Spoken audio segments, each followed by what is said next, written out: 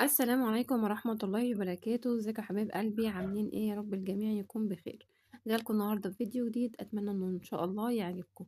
بس قبل ما نبدأ الفيديو زي ما متعودين مني، عايزين نصلي على سيدنا محمد. اللهم صل وسلم وبارك على سيدنا محمد وعلى آله وصحبه وسلم. ان شاء الله النهارده جايلكم الفيديو لكل عروسة، لكل ست بيت عايزة تشتري علب كويسة لحفظ الطعام. عايزة اقول لكم ان ده افضل نوع علب لحفظ الطعام، ممتاز ممتاز ممتاز. طبعا علب زهران لا غنى عن التعريف، يعني كل الناس عارفاها، واللي ما يعرفهاش انا جايبه له الفيديو ده عشان يعرف. زهران بتعمل دايما علب ساعات فرداني وساعات بالثلاث قطع كده مع بعض. تعالوا نشوفهم. هم عبارة عن كل علبة ليها مقاس. دي بتاخد لتر و600 جرام، والوسطانية بتاخد لتر، واصغر واحدة بتاخد نص لتر. عايزين نشوف الأول علب زهران دي يعني ينفع تتحط في ميكروويف؟ هل ينفع تتحط في غسالة أطباق؟ هل ينفع تتحط في الفريزر؟ كل ده هنعرفه دلوقتي. بسهولة كده هنقرأ التعليمات اللي هما بيبقوا حاطينها على الكرتونة بتاعتها. بصوا، أنا هقرب لكم شوية.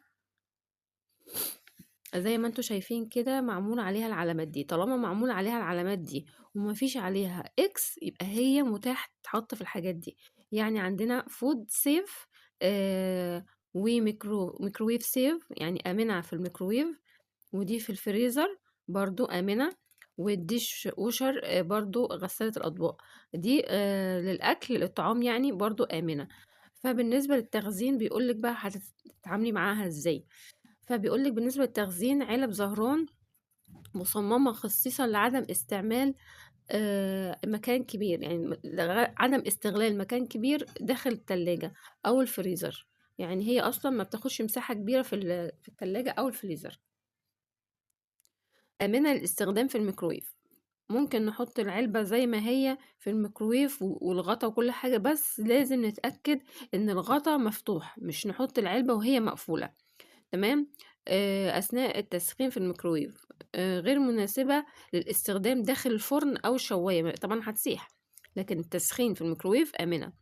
فتستخدم العلبة فقط لتسخين الطعام وليس للطبخ لطهي الطعام. ونتجنب التسخين الزائد للأطعمة اللي فيها دهون سمنة كتير أو سكريات أو زيت أو صلصة. ليه؟ لأنه بيغير اللون داخل العلبة، بيخلي إيه، لو مثلًا حطّوا صلصة اللون هيطبع في العلبة بتاعتِك، ماشي. وبيغيّر لون العلبة اللي هو الشفاف بتاعها للون الحاجة اللي أنتِ هتحطّيها. حاجة فيها كركم مثلًا هتبقى لونها مصفر من جوّه، شكلها مش حلو. حاجة فيها صلصة هتبقى محمرة برضه، شكلها مش هيبقى حلو. تمام. بالنسبة إرشادات الاستخدام: قبل الاستخدام يُراعى غسل العلبة جيدًا يدويًا جيدًا أو في غسالة الأطباق. اغسليها كويس جدًا قبل ما تستخدميها. وآمنة لغسالات الأطباق، ويراعى عدم استخدام أي أدوات صلبة في التنضيف. يعني مش تعمليها بقى بسلك خشن وتدّي له وتقعدي لأ، هتجرحيها وهتبوظيها. فهي بالراحة كده تغسليها مثلًا بليفة. طيب بيقول لِك سهولة في الغلق أو والفتح. فالكليبسات الموجودة بالغطاء تمنحِك تثبيت سريع للغطاء على العلبة. يعني مجرد ما بتحطي الغطا كده وتقفليها بتبقى سهلة جدًا. فده بيجعلها سهلة في الفتح أو الغلق. ده طبعًا الإرشادات دي طبعًا في أي حاجة تكوني جايباها لازم تقريها عشان تعرفي إزاي تتعاملي معاها. تمام. تعالوا بقى بينا نفتح العلبة. طبعًا بيبقى شكلها كده زهران easy pick، اللي هي إيه، سهلة الفتح. تمام. أدي أول علبة شكلها عامل كده. شايفين مساحتها قد إيه، وأدي إيه طولها. أدي الشكل بتاعها.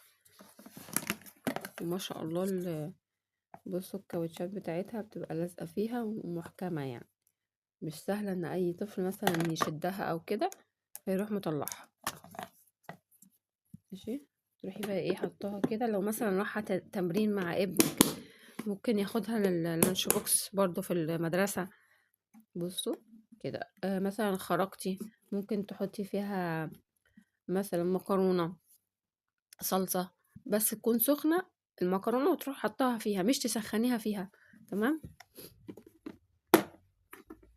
ادي العلبة التانية عشان زي ما قلنا ايه اللون بتاعها ما يطبعش في العلبة.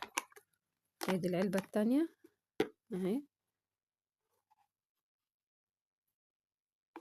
يا رب الصورة تبقى واضحة بالنسبة لكم كده اهي. وادي برضو الغطا بتاعها ما شاء الله. طبعا انتوا عارفين زهران ومنتجاتها، وبالنسبة للناس اللي مش عارفة يا جماعة البلاستيك بتاعها حلو جدا، ولا بيتني ولا لا.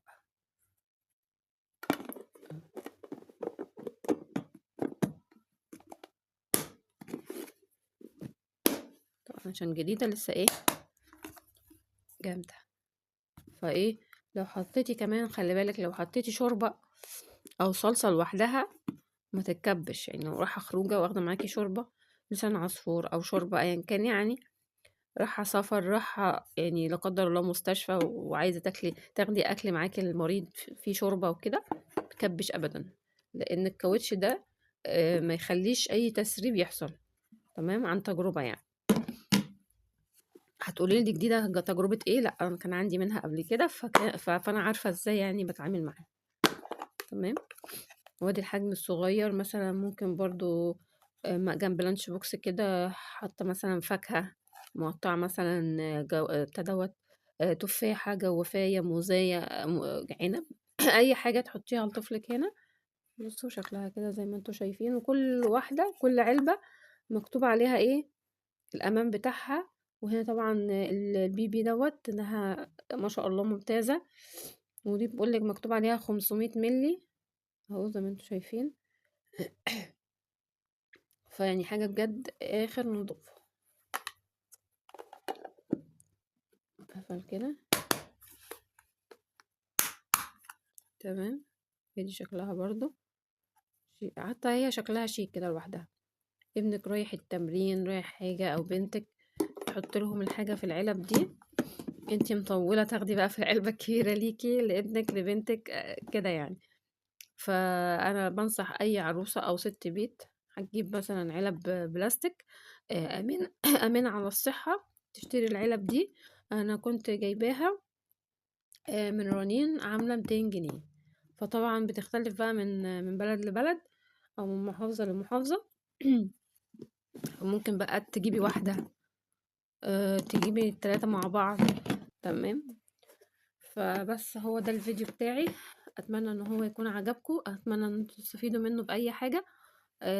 عايزه بس منكم دعوه بسيطه كده بظهر الغيب. واسيبكم في حفظ الله وامنه. كنتم مع ام الامارات. السلام عليكم ورحمه الله وبركاته.